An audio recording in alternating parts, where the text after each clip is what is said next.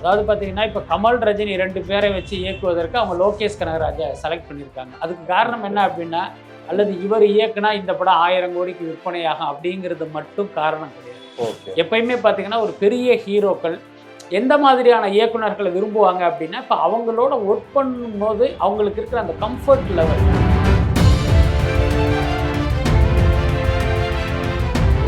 கூலி படம் மிகப்பெரிய வெற்றி, 1000 கோடி வசூல் பண்ணிடுச்சு. இந்த கட்டத்தில் இதே லோகேஷ் கனகராஜ் இதே மாதிரி ஒரு காலேஜில் உட்காந்து இப்படி ஒரு கருத்து சொன்னால் அது கான்ட்ரவர்சியாக மாறுமா?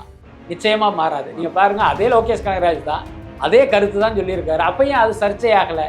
என்னன்னா, படம் வெற்றி அடைஞ்சிருச்சு. சினிமாவை பொறுத்த வரைக்கும் வெற்றி பெற்றவன் சொல்வது தான் வேதம்.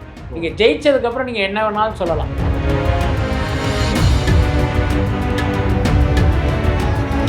அப்போ லோகேஷ் என்கிட்ட சொன்னது என்னன்னா, இது 8லேருந்து ஒரு 10 மாதம் இந்த நான் ஹீரோவாக நடிக்கிற ப்ராஜெக்ட் போகும்.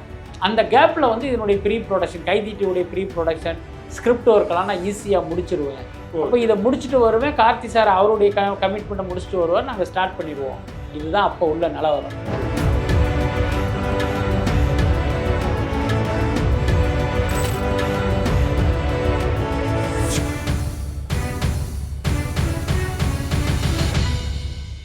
சார் வணக்கம் சார். வணக்கம். எப்படி சார் இருக்கீங்க? நல்லா. இன்னைக்கு தேதியில தமிழ் சினிமால அதிகம் பேசும் பொருளா இருக்கிறது வந்து இந்த ரஜினி கமல் அந்த படம் தான். இந்த படம் முதல்ல வருவதற்கான வாய்ப்பு இருக்கா? ஏன்னா 2 பேருமே அதிக சம்பளம் வந்து வாங்கிட்டு இருக்காங்க.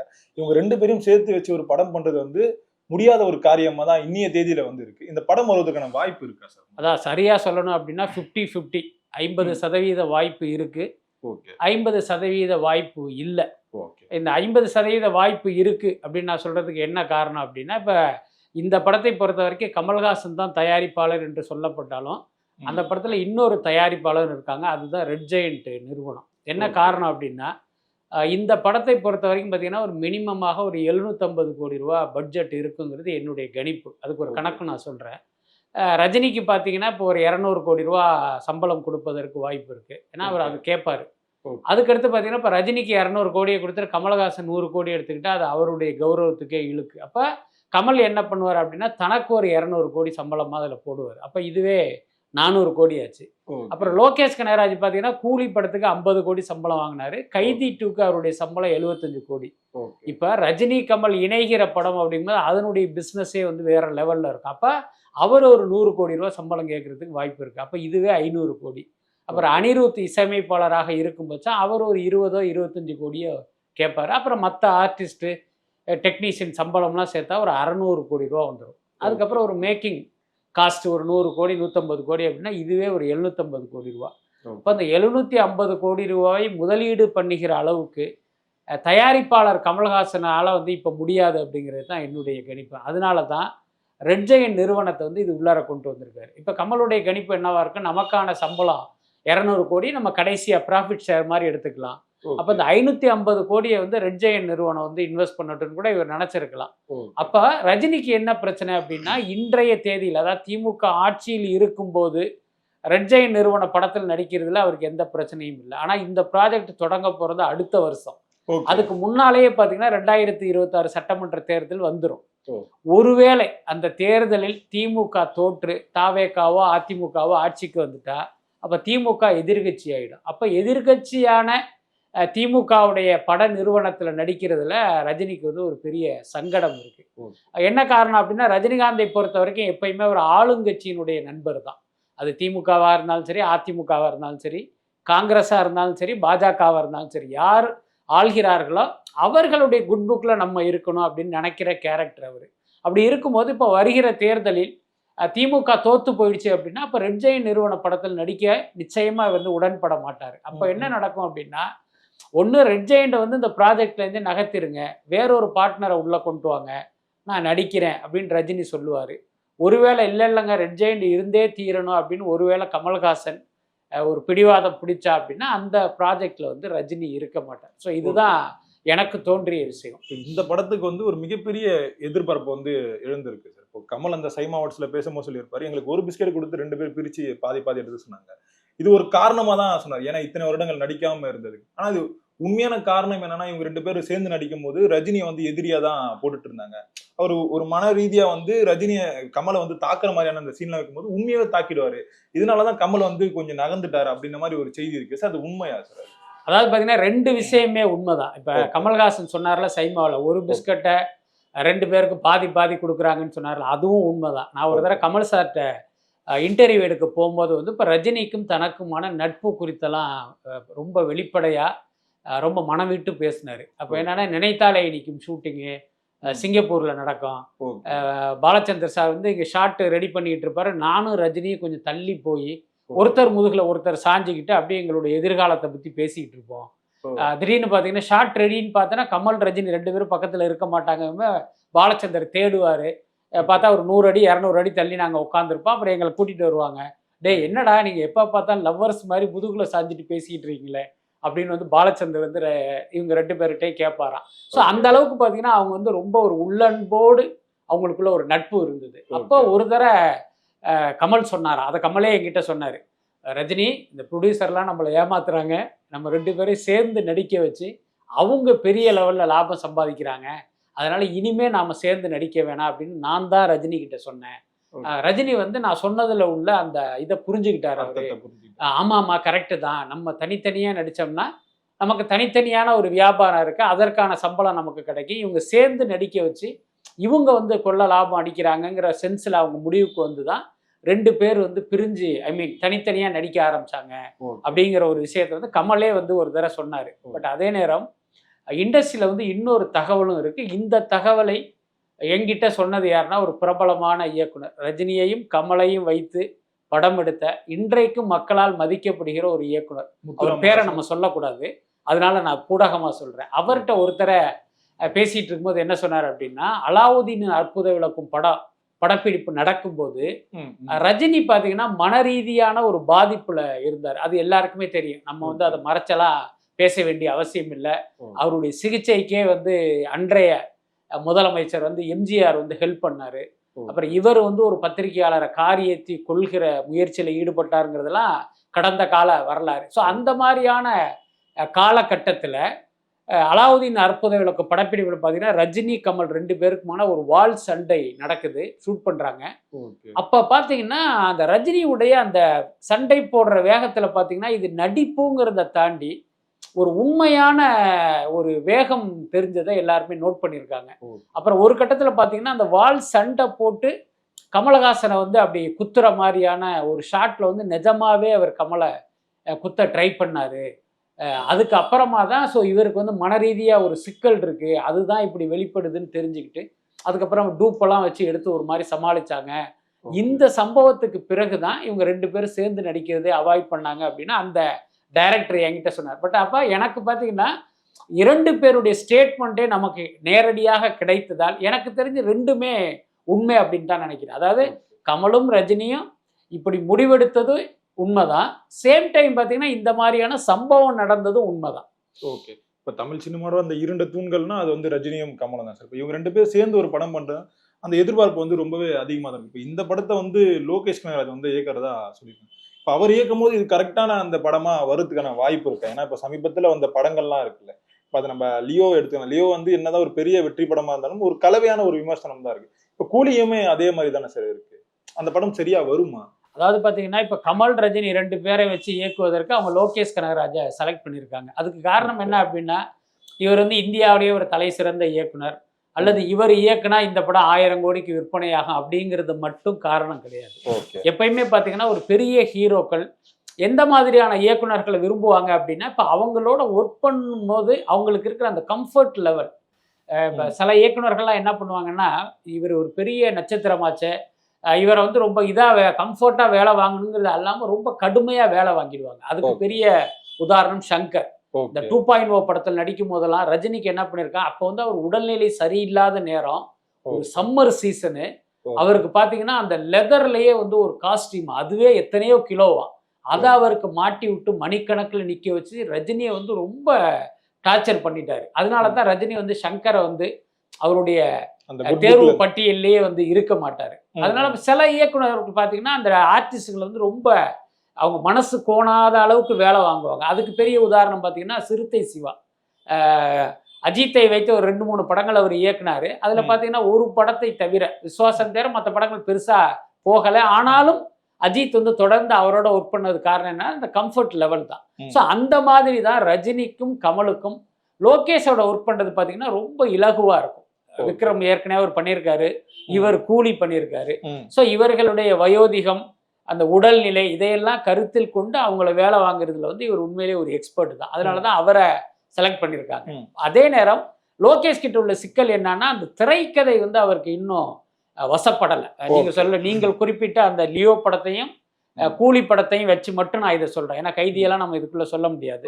ஸோ இந்த படங்களை ஒரு பெரிய ஆர்டிஸ்டை வச்சு பண்றோங்கிற அந்த பதட்டமோ என்னமோ தெரியல, இதுல வந்து அவர் சின்னதாக ஒரு சர்க்கிள் இருக்கு. பட் இந்த 2 பேரும் நடிக்கிற படம் அப்படிங்கும்போது பார்த்தீங்கன்னா நிச்சயமாக அவருக்கு ஒரு கூடுதல் பொறுப்புணர்ச்சி இருக்கும்.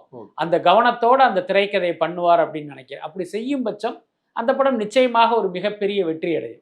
இல்ல சார், இப்ப தமிழ் சினிமால எந்த ஒரு படமும் வந்து 1000 கோடி வந்து கலெக்ட் பண்ணல. இப்ப கூலி படம் வந்து கலெக்ட் பண்ணணும்னு சொல்லி எதிர்பார்த்தாங்க. இது குறித்து லோகேஷ் கனகராஜ் கிட்ட அந்த கேள்வி கூட கேட்டிருந்தாங்க. அப்போ அவர் சொல்றது வந்து ரொம்ப வியப்பா இருந்தது. என்னால 1000 கோடி வந்து அடிக்க முடியுமா தெரியல, ஆனா அந்த 150 ரூபா கொடுத்து அந்த டிக்கெட் இருக்காங்களா அவங்கள வந்து என்னால சாட்டிஸ்ஃபைட் பண்ண முடியும்னு சொல்லியிருந்தார். ஆஃப்டர் ரிலீஸ் வந்து என்ன சொல்லியிருந்தாருன்னா, நீங்க ரொம்ப எதிர்பார்ப்போட வந்து ஒரு படத்தை வந்து போய் பார்க்க போறீங்க, நான் இதை டைம் டிராவல் அப்படிலாம் சொல்லவே இல்லை அப்படின்னு சொல்லியிருந்தார். அவரே ஒரு கருத்து சொல்லிட்டு அதுக்கு முரணா அவரே வந்து சொல்றாரு. இவ்வளவு பெரிய அந்த 2 தூண்களை வச்சு பண்ணும்போது எதிர்பார்ப்பு வந்து ரொம்பவே அதிகமா இருக்கும். அப்போ திரும்பவும் இவர் வேற ஏதாவது சொல்லுவாரோ அப்படின்ற மாதிரி கேள்வி வந்து இப்பத்துல இருந்து எழ ஆரம்பிச்சிருச்சு. அதாவது லோகேஷோட ஸ்டேட்மெண்ட்ல வந்து ஒரு பெரிய முரண்பாடு இருக்கிறதா எனக்கு தெரியல. என்னன்னா, அவர் ஏற்கனவே பிஃபோர் ரிலீஸ் என்ன சொன்னார் அப்படின்னா, இந்த 1000 கோடி விளையாட்டுக்கெல்லாம் நான் வரல, அது வந்து என்னோட ஏரியா கிடையாது, அது வந்து ஒரு வியாபாரம் பண்றவங்களுடைய பிரச்சனை. நான் ஆஸ் ஏ டைரக்டரா நான் ஒரு படம் எடுக்கிறேன், இந்த படத்தை 150 ரூபா கொடுத்து பார்க்குற ஒரு ரசிகனை திருப்திப்படுத்தணும், அதுதான் என்னுடைய கோல், அதை நோக்கி தான் நான் வேலை பண்ணிட்டு இருக்கேன்னு சொன்னார். அது சரியான விஷயம் தான். ஏன்னா இந்த டைரக்டர்கள் வந்து இந்த 1000 கோடி 2000 கோடிலாம் யோசிக்க ஆரம்பிச்சாங்கன்னா அவங்களால இங்கே ஒர்க் பண்ண முடியாது. எப்பயுமே நான் அடிக்கடி சொல்றது தான், டைரக்டர்கள்ங்கிறவங்க அந்த சீன் பேப்பரை பார்க்கறதோட நிறுத்திக்கணும், இந்த வவுச்சர்லாம் பார்க்கக்கூடாது. வவுச்சர் பார்த்தாலே அது பெரிய தலைவலி தான். அந்த மாதிரி அவர் அந்த நேரத்தில் அந்த ஸ்டேட்மெண்ட்டுங்கிறது சரியானது தான். அதுக்கடுத்து பார்த்தீங்கன்னா கூலி படம் ரிலீஸ் ஆகிடுச்சு, அதுக்கு ஒரு டிவைடிங்கான டாக்கு, எதிர்பார்த்த கமர்ஷியல் வெற்றி இல்லைங்கும் போது இப்போ அவர்கிட்ட கேள்வி எழுப்பும்போது என்ன சொல்கிறாரு அப்படின்னா, நான் வந்து இந்த அடிப்படையில் தான் படம் எடுத்தேன், ஆனால் ரசிக எதிர்பார்ப்புங்கிறது பெரிய அளவில் இருந்தது. அதுக்கு காரணம் என்னன்னா, இந்த படம் குறித்து சொல்லப்பட்ட மிகையான தகவல்கள், பொய்யான தகவல்கள்னு சொல்கிறாரு. இப்போ உதாரணத்துக்கு பார்த்தீங்கன்னா இதில் எல்சியு இருக்குது, அப்புறம் இவர் நடிக்கிறாரு, அவர் நடிக்கிறாரு, இது ஒரு டைம் ட்ராவலர், இதெல்லாம் யார் சொன்னா? என்ன ஒன்றுனா, இன்னைக்கு யூடியூப்பில் எவனாலாம் பொய் மூட்டைகளை அவிழ்த்து விடுறானோ அதை பார்க்கறதுக்கு ஒரு கூட்டம் இருக்குது. இதுதான் சாக்குன்னா அவங்களும் கண்ணா பின்னான்னு அள்ளி விடுறாங்க. இவன் யாரு, இவன் சொல்றதுக்கான பின்னணி என்னன்னு யாருமே பார்க்கறது இல்லை. அப்போ அந்த மாதிரி தகவல்களை நம்பி தியேட்டருக்கு வந்தவர்களுக்கு நிச்சயமாக ஏமாற்றம் தானே கிடைச்சிருக்கும். இப்போ உதாரணத்துக்கு இந்த படத்துல எல்சி இருக்குன்னு ஒரு ரசிகன் நம்பி தியேட்டருக்கு வர்றான், அங்கே அதுக்கான எந்த சோடும் இல்லை அப்படின்னா அவன் கண்டிப்பா ஏமாறுவான். அப்புறம் டைம் டிராவலர்னு சொல்றாங்களே அப்படின்ட்டு கிளம்பி வர்றவனுக்கு அந்த மாதிரி இல்லைன்னா அவனுக்கு நிச்சயமாக ஒரு ஏமாற்றம் இருக்கு. ஸோ அதை தான் அவர் வெளிப்படுத்தியிருக்காரு. இதில் ஒரு பெரிய முரண்பாடு இருக்கிறதா எனக்கு தெரியல. அதுக்கு அடுத்து இவருடைய பேச்சு இன்றைக்கு பார்த்தீங்கன்னா ஒரு சர்ச்சையாக்கப்படுது.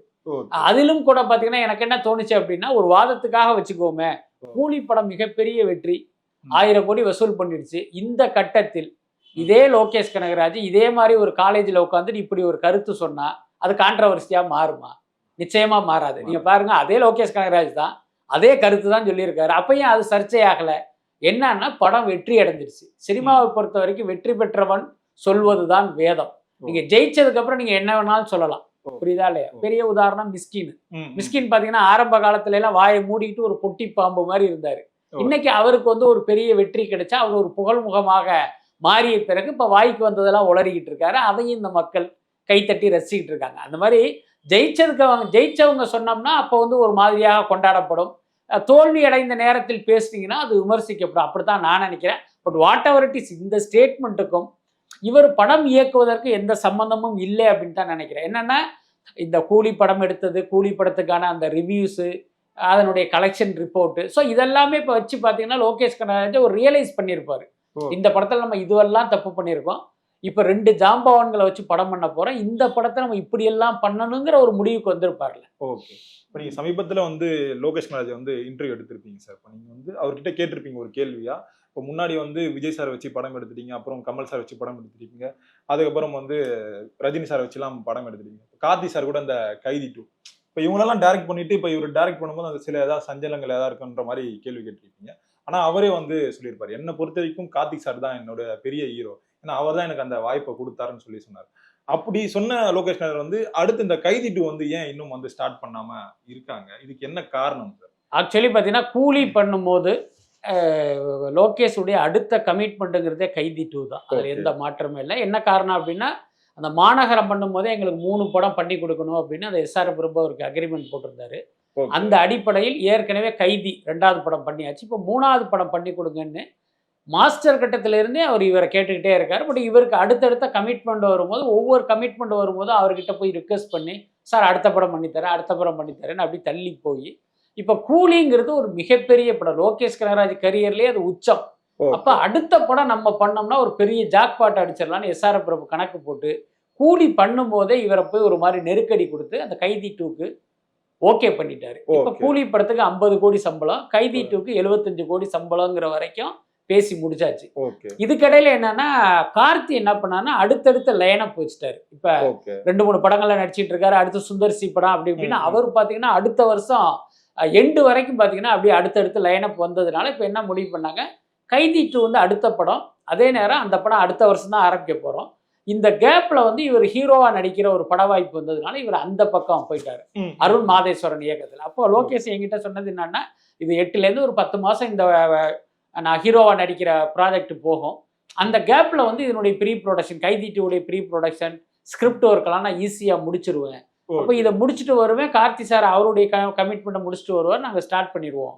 இதுதான் அப்போ உள்ள நிலவரம். இப்போ என்ன நடந்துச்சு அப்படின்னா, கைதி படம் கூலி படம் ரிலீஸுக்கு முன்பு வரை லோகேஷ் கனகராஜுடைய பிஆர்ஓவா, கூலி படத்தின் பிஆர்ஓவா செயல்பட்டார் எஸ்ஆர் பிரபு. உங்களுக்கே தெரியும், ஏன் நிறைய பேர் டிக்கெட் கேட்டு எனக்கு ஃபோன் பண்றாங்க, தயவு செஞ்சு பண்ணாதீங்க அப்படி இப்படிலாம் அதுக்கு ஒரு ஹைப்பை கொடுத்தாரு. அதோட அர்த்தம் என்னன்னா, இந்த படம் ஜெயிச்சாதான் அடுத்து நம்ம கல்லா கட்ட முடியுங்கிற ஒரு சுயநலமும் அதுக்கு காரணம். ஆனா கூலி படத்துக்கு ரிப்போர்ட் வேற மாதிரி வந்ததுக்கு அப்புறம் என்ன பண்ணிட்டாருன்னா, இப்ப இவருடைய ஆட்டிடியூட்லயே ஒரு மாற்றம் வந்துருச்சு. இப்போ உதாரணத்துக்கு உங்களுக்கு 75 கோடி கொடுக்க முடியாது, இவ்வளவுதான் கொடுக்க முடியும், அந்த சம்பளத்தை குறைக்கிறது. அதுக்கப்புறம் பாத்தீங்கன்னா அவங்களுடைய அந்த தோரணையே மாறிடும். அது வந்து பாத்தீங்கன்னா நிச்சயமா லோகேஷ் கனகராஜுக்கு பாத்தீங்கன்னா ஒரு சின்ன வருத்தத்தை கொடுத்துருக்கும். மற்றவங்களா இருந்தா வெளிப்படையா சண்டை போட்டு போயான்ட்டு போயிடுவாங்க. பட் இவர் அந்த மாதிரியான ஒரு கேரக்டர் கிடையாது. ஸோ அது வந்து ஒரு சின்ன சஞ்சலத்தில் இருக்கும் போது தான் இப்போ கமல் ரஜினி ப்ராஜெக்டா அவருக்கு கிடைக்குது. இப்போ இந்த படம் பண்ணா இன்னும் 2 வருஷம் எக்ஸ்ட்ரா தானே சார்? நிச்சயமா. ஆனா எனக்கு தெரிஞ்சு என்னன்னா, இப்ப கைதி 2 பண்ணலை அப்படின்னா எப்பவுமே பண்ண மாட்டாங்க. அதுதான் விஷயம். ஏன்னு கேளுங்க, இப்ப ரஜினி கமல் ப்ராஜெக்ட் பண்றாரு, அதுல இவருக்கு 100 கோடி சம்பளம்னு நான் சொல்றேன்ல. இப்ப அந்த படம் ஒருவேளை மிகப்பெரிய வெற்றி அடைந்தால் லோகேஷ் சம்பளம் 150 கோடி. அப்ப நீங்க 75 கோடிக்கு ஒத்துக்கிட்டே நீங்க இந்த மாதிரியான ஒரு வேலை பண்ணும்போது 150 கோடிக்கு எப்படி ஒத்துக்குவீங்க?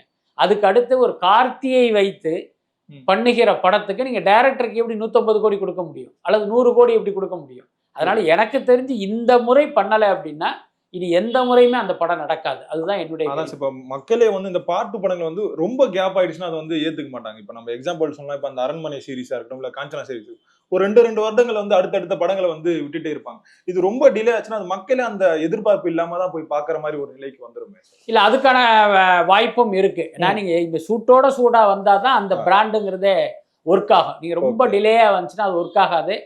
அதையும் தாண்டி அந்த படம் வந்து எக்ஸ்ட்ராடினரியா இருக்கு அப்படிங்கும்போது அந்த படத்தை மக்கள் ஏத்துக்குவாங்க. அதுக்கு காரணம் இது வந்து கைதி 2 அப்படிங்கிறது அல்ல, இந்த படம் சூப்பரா இருக்கு. புரியுதா இல்லையா? அந்த இது ஒர்க் ஆகி அந்த படத்துக்கு வெற்றி கிடைக்கிறதுக்கு வாய்ப்பு இருக்கு. பொறுத்து இருந்து பாப்போம் சார் என்ன நடக்குதுன்னு. ரொம்ப நன்றிகள் சார், என்னோட நேரம். நன்றி.